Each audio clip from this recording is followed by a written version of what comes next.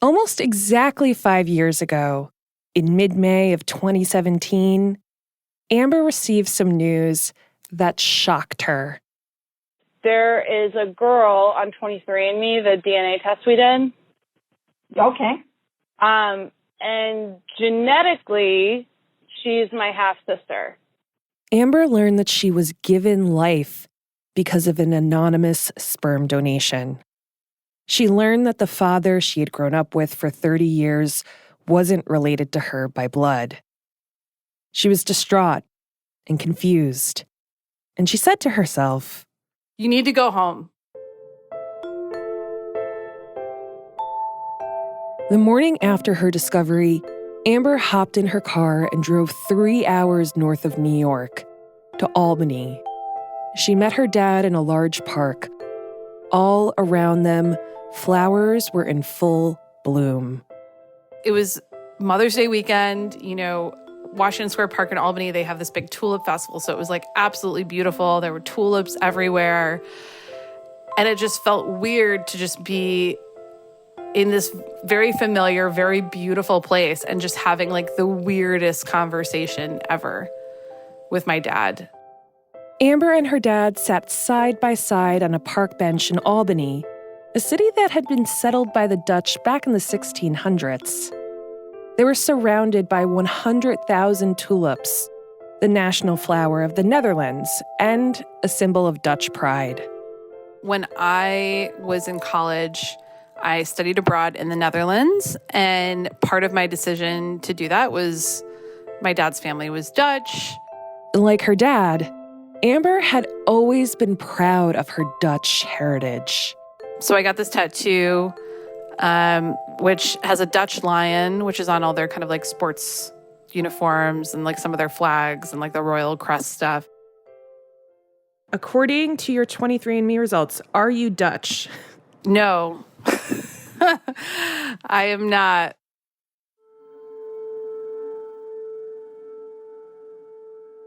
On that beautiful spring day in the park, amid this sea of red, pink, and yellow flowers, alongside the daughter he raised, Amber's father, he just was so beside himself and so convinced in his mind that he was going to lose me. And he was just really grieving that, in the same way I was, grieving what I thought our relationship was. He really believed that I was his biological child. So he's also losing that connection. The shock of this revelation was profound for both of them. But Amber says her father was carrying a particular burden, one that he may have been carrying for decades. I think in the case of my family, there was definitely a lot of shame. This idea of shame is something I've thought about a lot since Amber told me her story nearly 5 years ago. It's something I think about every time I hear that phone call with her parents. Specifically, this moment. My sister, I was so concerned, well, what are you going to think of me? Though I can't ask Amber's dad what he meant by this, because he declined to speak with me, this statement feels, maybe, like a slip of the mask. It's clear that he's concerned that Amber may reject him because he's not her biological father. But to me, it seems that there may be something else at play when he says, "What are you going to think of me?" Maybe he's embarrassed or feeling ashamed that he didn't father Amber. I don't know what Amber's dad felt in that moment, but if it was shame, he's hardly alone. When you have a medical professional tell you, bury this, don't think about it, how much can you blame him? And this is the thing I say. I really don't blame donors. I don't blame recipients. I don't blame, the parents. I blame the industry. There's an industry that has created this necessary secrecy, and we see that changing now. Through all my reporting over the years, I've seen how the baby business used shame and secrecy as tools. For decades, the industry hid people's true origins and treated donor conception as a secret that ought to be buried away forever. These tools were developed to protect certain notions of how our society should function, with perfect nuclear families and strict ideas of masculinity and what constitutes manhood.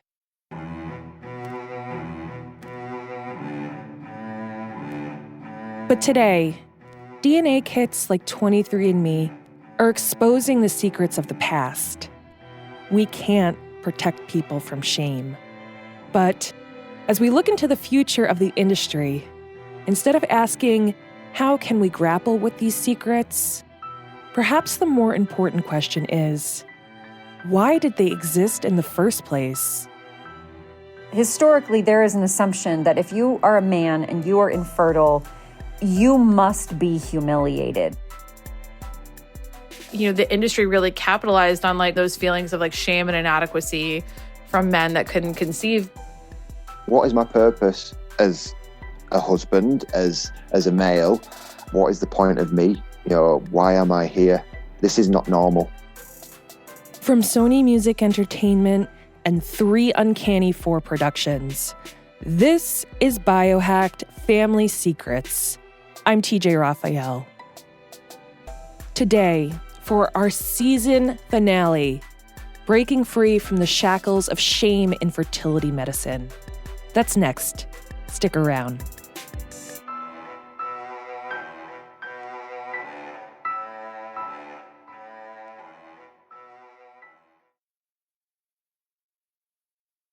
How did you two meet?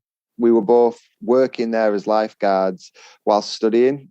That's just how we started talking, through checking the chemicals in the water, checking the safety of the pool environment. It was 2002, and Carrie and John were just a couple of teenagers working a summer job at their community pool in the UK. And they knew pretty quickly there was something special between them. There was this, we called it an activity room, where kids would book their birthday parties for bouncy castles and stuff like that. And me and Carrie were lying on the floor, probably around a foot apart from each other. And she just did something with my hair. And I just knew then that was it forever. I do remember that moment, John, actually. I do remember the activity room we were setting up or taking down a bouncy castle party. There's just like 4 members of staff there. And I do remember twiddling with your hair. Soon, they started spending more time together. And a few years later, they made it official. 2006 is when we got our first place together. And then I graduated in 2008 and we got married about a month after that. John and Carrie, by the way, are not their real names. We've changed them to protect their privacy. But their story is a familiar one. After they got married young, the two enjoyed newlywed life. They'd have friends over to their flat for dinner parties and indulge in laughter, conversation, and cocktails. And while kids weren't on their radar at the time, Carrie did notice something strange. I remember being slightly suspicious that we hadn't accidentally got pregnant because there were some times when, I don't know, drunken nights or just some foolish moments where I thought, oh, probably shouldn't have done that. But then nothing ever happened. So we never got pregnant, did we? Initially, this was a relief, like, whew, dodged any surprises there. But after a few years, John and Carrie stopped using protection by choice. They weren't actively trying to get pregnant, but they were open to it, especially because they knew they always wanted kids. And then one night, Carrie's suspicions came into focus when a friend made a passing comment at a dinner party. She was like, oh, so you're trying for a family? I was like, oh, well, we're not trying for a family, but we're not preventing for a family. And she went, so technically you've been trying. I was like, oh, not really. It's just, are you not pregnant yet? And I was like, well, no. And it was at that moment over a dinner with another couple of friends that we thought, oh, yeah, it's not happened for us.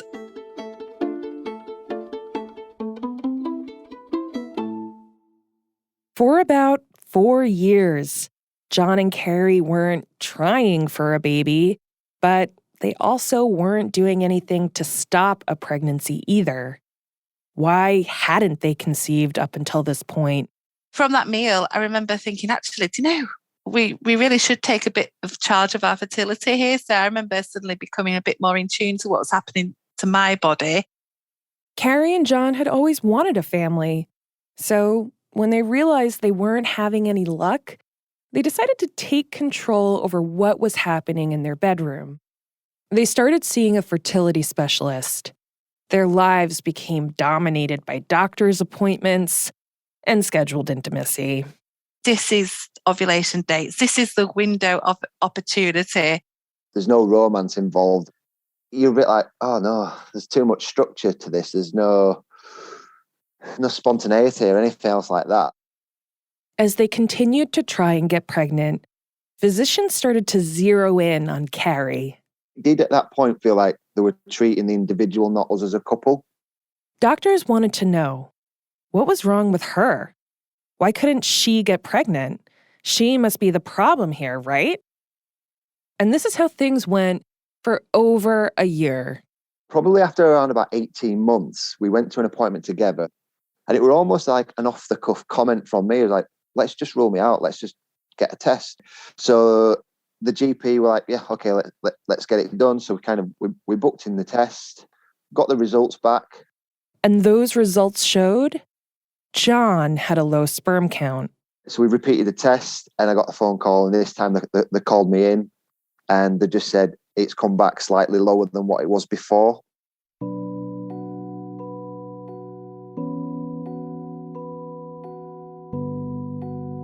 A lot of people think infertility is a women's issue, that men can simply have children easily, frequently, and forever. But that's not true. Around the world, men are found to be solely responsible for 30% of infertility cases, and male factor infertility contributes to half of all cases on the whole. But male factor infertility, which can lead a heterosexual couple to use a sperm donor if other treatments fail, hasn't been studied very much. It's something John felt deeply when he got his results back. There was very little out there. Male factor infertility research is probably about 25 years behind female factor infertility. The lack of information about male factor infertility is deeply ingrained in our culture. Historically, reproduction has been women's work. That's Liberty Barnes. She's a medical sociologist and ethnographer who studies the ways cultural attitudes and gender norms influence medical treatments in fertility medicine. What Carrie and John were going through was something Barnes has seen a lot throughout her research. Every woman I know has a story about herself or someone she knows where the woman went through all kinds of testing and ultrasounds, and the entire time the problem was her husband, and he never went in to get his sperm count done. A lot of this boils down to shame and stigma around male factor infertility. High sperm counts, being virile and able to father children, is all tied up with perceptions of what it means to be a man. And this has shaped treatment and research in dramatic ways. When we think about male infertility, you've got a category of medicine and you've got a category of gender, and they come into conflict. In medicine, we have problems where men can't get their wives pregnant. And in gender, we have these rules that men have to be masculine and strong and capable. You know, he's a stud because he could get his wife pregnant. But we forget that some men can't get their wives pregnant. We don't really know what to make of that. We end up with a medical system that's not very well structured to address men's needs. There are a lot of presumptions about what men fear and how much information they can handle when it comes to infertility. Doctors often use sports analogies to explain things like low sperm counts to male patients. Dr. Barnes has seen this a lot in her research. They were trying to soften the blow. They were trying to protect these men's sense of manhood by not saying to them, dude, you're infertile. Instead, they were going through these long euphemism metaphors to get men to understand that there was a problem. And these men were not actually fully understanding how serious the problem was. This kind of communication is infantilizing and, in my opinion, does a total disservice to patients by keeping them in the dark about their own health and bodies. And this lack of clarity is something John and Carrie experienced. We just got told, you've got a low sperm count. We didn't get told what the count was. We didn't know what a high count was. We didn't know what a low count was. So we were just told low. So we didn't fully appreciate how, and I hate using this word, John, but we didn't fully appreciate how infertile John was at this stage. We just got told, it was low. Coming up, that's when we realised that the situation that we were in was quite severe. Nobody understood. I didn't know anybody that understood my position at that point. Carrie and John begin to run out of options as John questions his identity. That's next. Stay with us.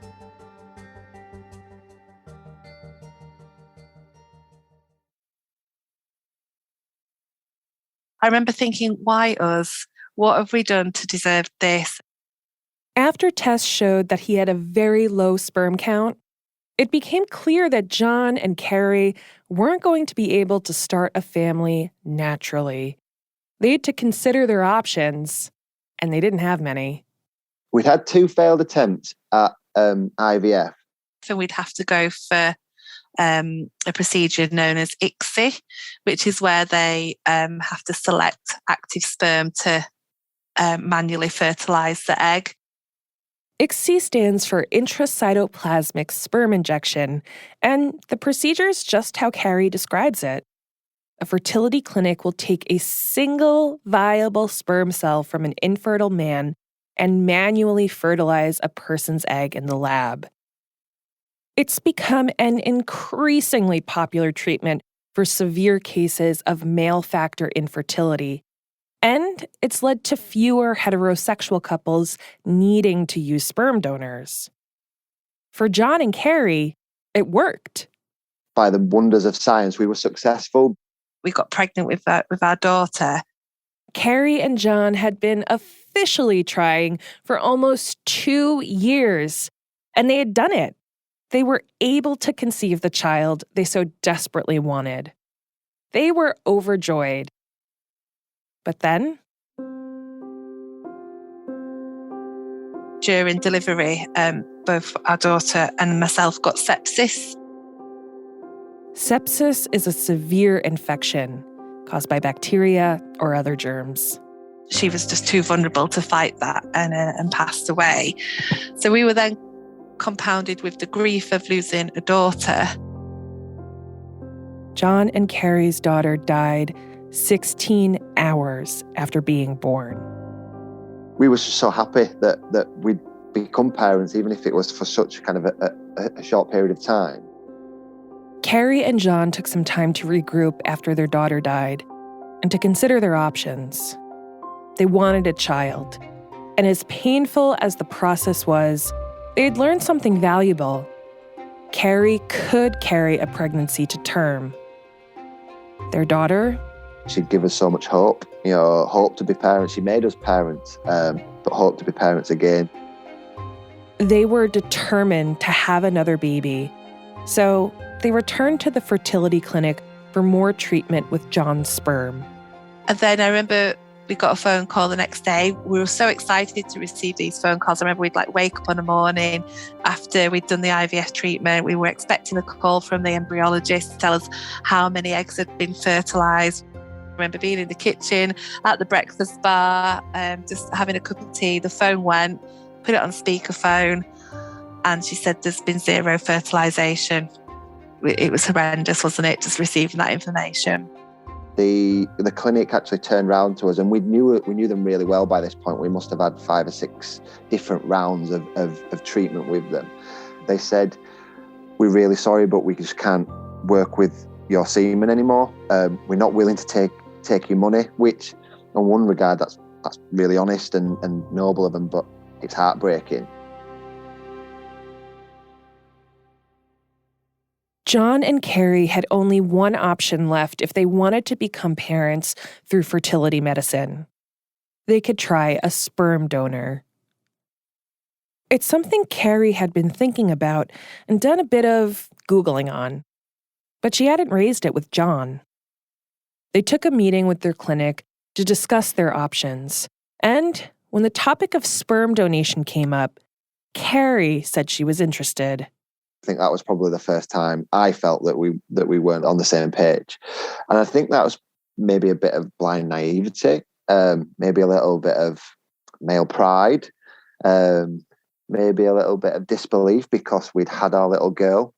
The realization that John would ultimately not be able to father a child with Carrie, that they'd have to use a sperm donor if they wanted to move forward with a pregnancy, was really challenging.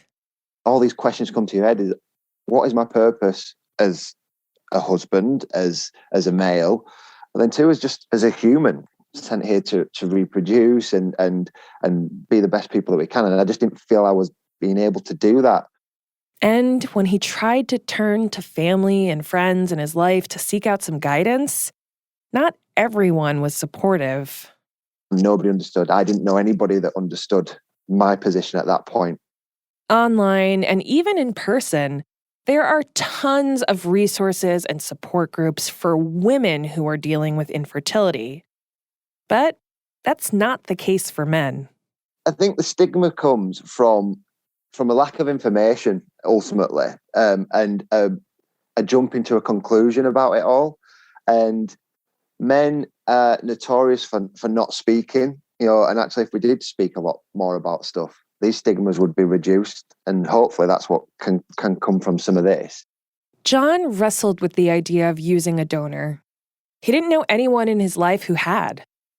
But he received counseling from the fertility clinic and spent time with his thoughts and fears about using a donor. And ultimately, John decided he wanted to move forward.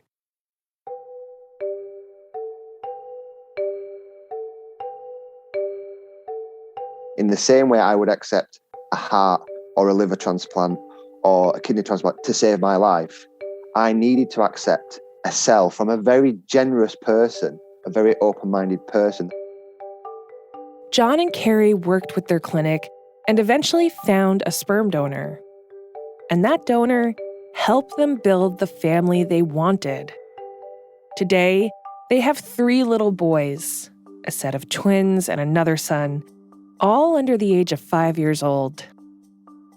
And John feels like this route to parenthood saved him. I feel at 100% if I wasn't a dad to my 3 wonderful boys now, I don't think we would be in the relationship that we're in, because of our mental health would have deteriorated so much and perhaps driven a massive wedge between us. But I don't even know if I would be living right now, because what is the point?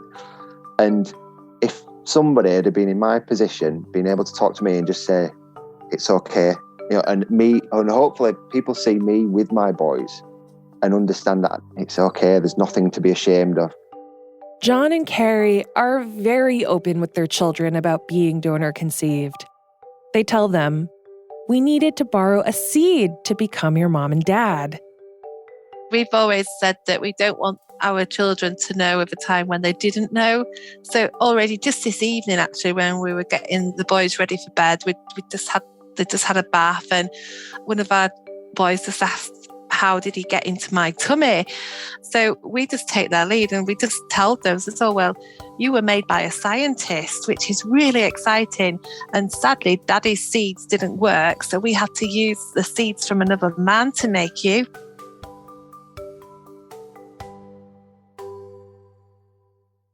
How amazing is that? You were made through love, determination, and science. And we completely put an amazing positive spin on it.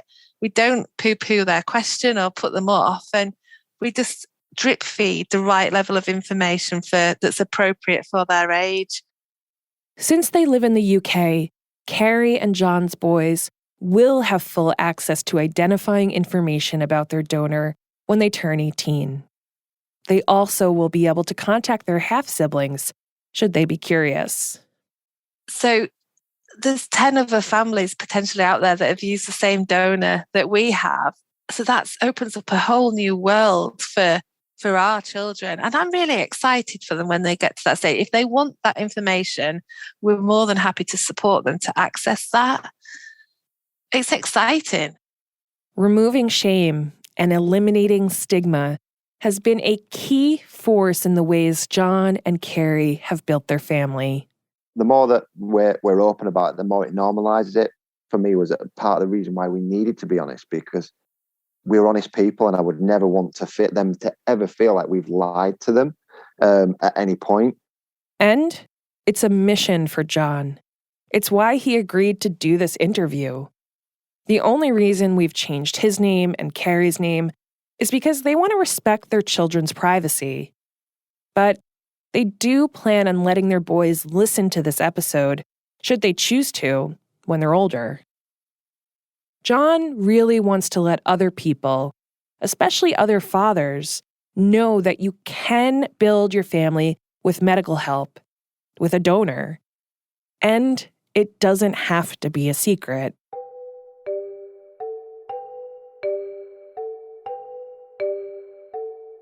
I want the boys to know that we are so proud of our route to parenthood. Part of the reason why I do this is because somebody's got to talk about it. It's still not very well spoken about, and you've got to start somewhere. Hearing how John and Carrie are approaching this made me think about Amber and her parents. What would it have been like for all of them if there had never been a secret? In 2022, are the days of shame and secrecy in the rearview mirror? I think there's a larger cultural and societal opportunity to shift our thinking about what parenting means and how the fertility industry fits in the broader context of that as well. Coming up, one last interview with Amber to unpack where her movement goes and what her relationship with her family is like now. That's next. Stay with us.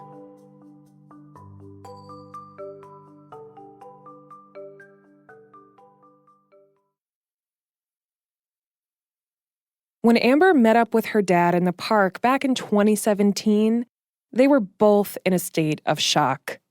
And he was just devastated.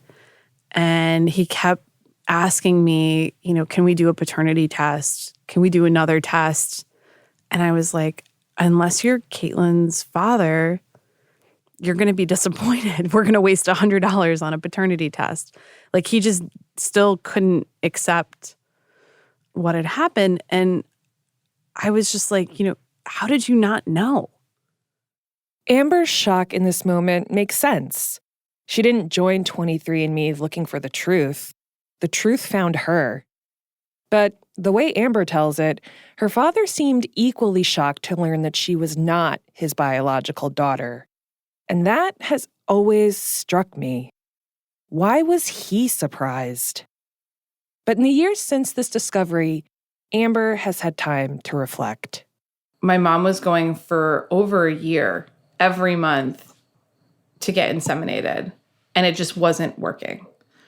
And they didn't know why, but she was going every month and it wasn't working to the point that when she did finally get pregnant, she had been going for so long that I guess my dad had kind of lost track of it. And so when she got pregnant, she told him that she thought the baby was his.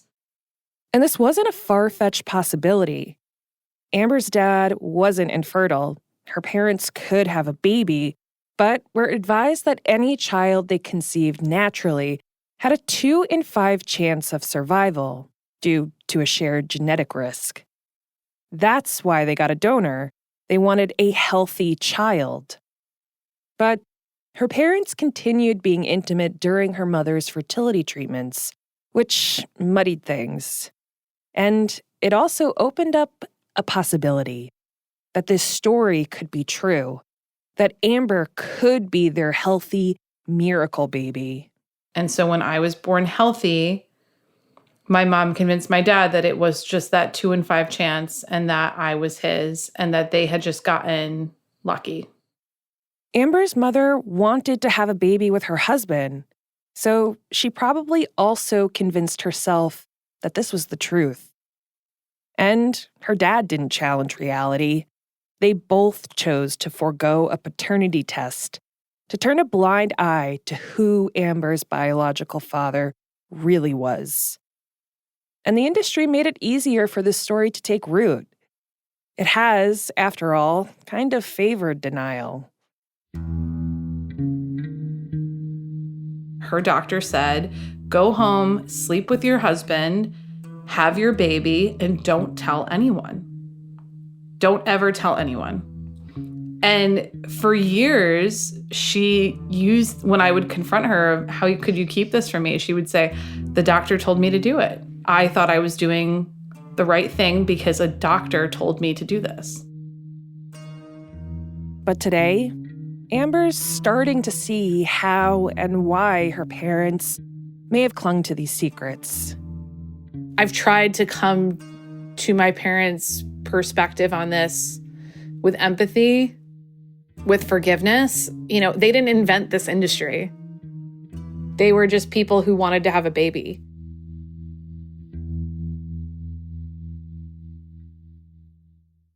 Today, things between Amber and her parents are solid. But it took some work to get there.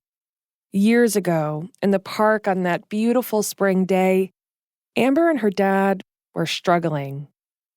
But now? We became even closer because there was no pretense, or there was no we're going to pretend everything's fine, because everything had been completely smashed against a wall. But it was hard for a while. I mean, my dad would just have these meltdowns where he would tell me he was afraid that I would never talk to him again, or that I would decide that I didn't want anything to do with him because he wasn't my real dad. And I was just catastrophizing. Getting this all out into the light so there are no secrets, no moments of panic if the truth is exposed, is something John and Carrie have done. They're honest with their kids. They'll support them if they want to contact their donor or half-siblings.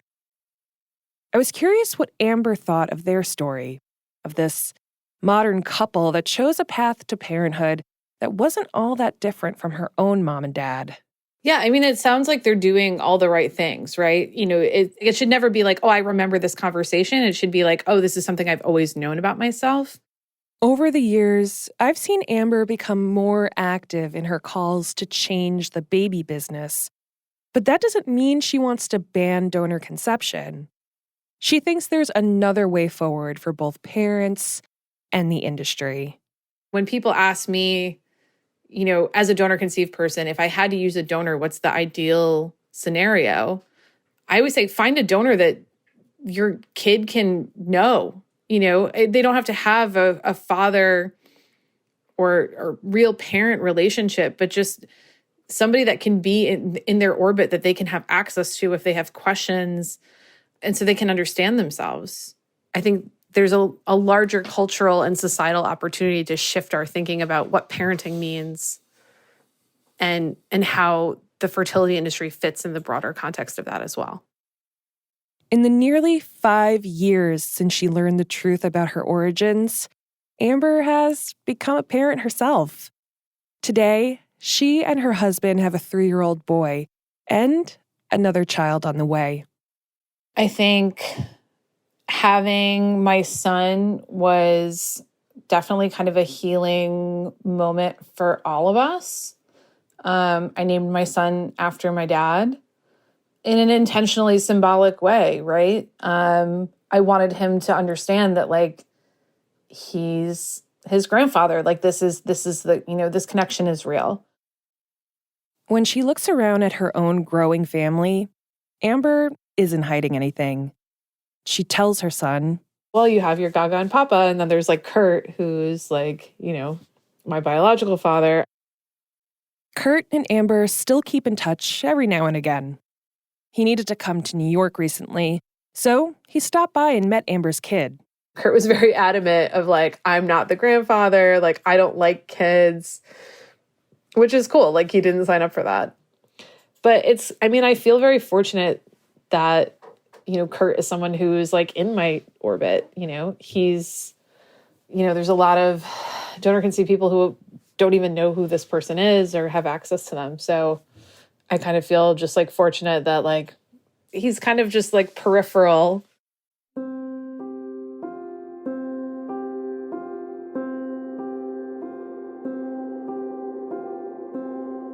Amber and her half-sister remain close. They talk all the time and get together when they can. Amber's son has met his aunt Caitlin and his cousin, Caitlin's son. And one day, Amber plans to tell her kids that Mommy has a whole lot of other brothers and sisters out there. One of the last times I interviewed Amber, she was on Zoom in her office up in the Hudson Valley.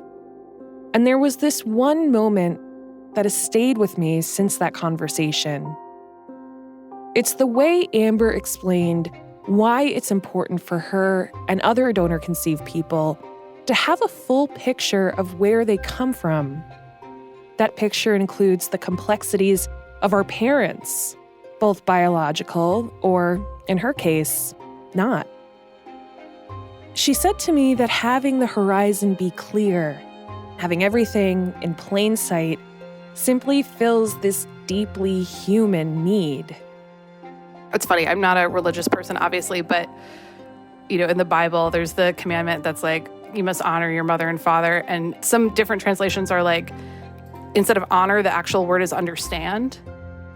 A lot of people, as they get older, you want to understand your parents. No matter what your relationship was with them, you want to understand them because there's granules of truth and understanding about yourself through understanding your parents' life, your parents' childhood, your parents' struggles and challenges, their personalities, their quirks, how they show up to conflict, how they show up to emotional moments. There's so much to unpack. They've lived a whole life before you. And I think there's a lot to, as you get older, to really unpack about yourself by understanding more about your parents. A few things have become clear, to me at least, in reporting on the fertility industry over the last couple of years, in reporting on Amber's story so intimately. I've wondered if openness could be an opportunity for the baby business, if a new model could benefit everyone, parents, donors, and the human beings created by the system.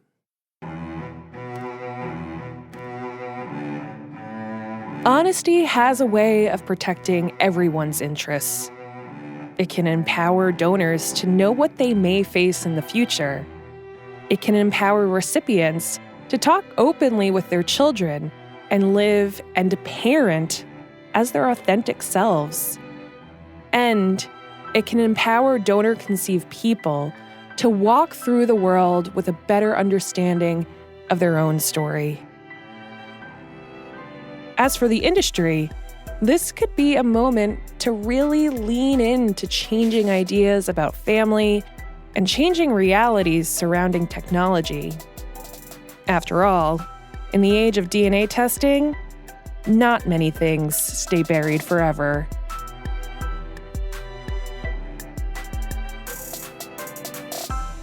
That's it for Season 1 of BioHacked. Keep following our feed because we'll be back with a brand new show before you know it. Thanks for listening.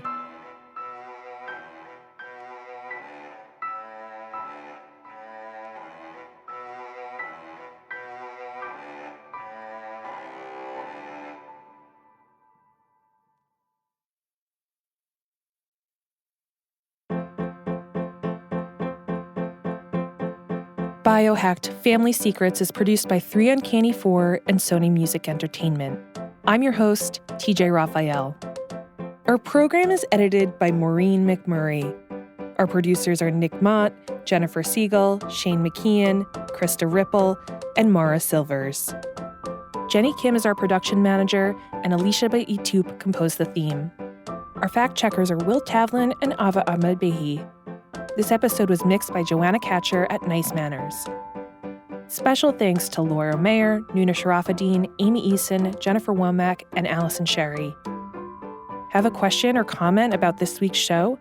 Send me a tweet at TJ Raphael or email us at biohacked@3uncanny4.com. For 3 Uncanny 4 and Sony Music Entertainment, I'm TJ Raphael.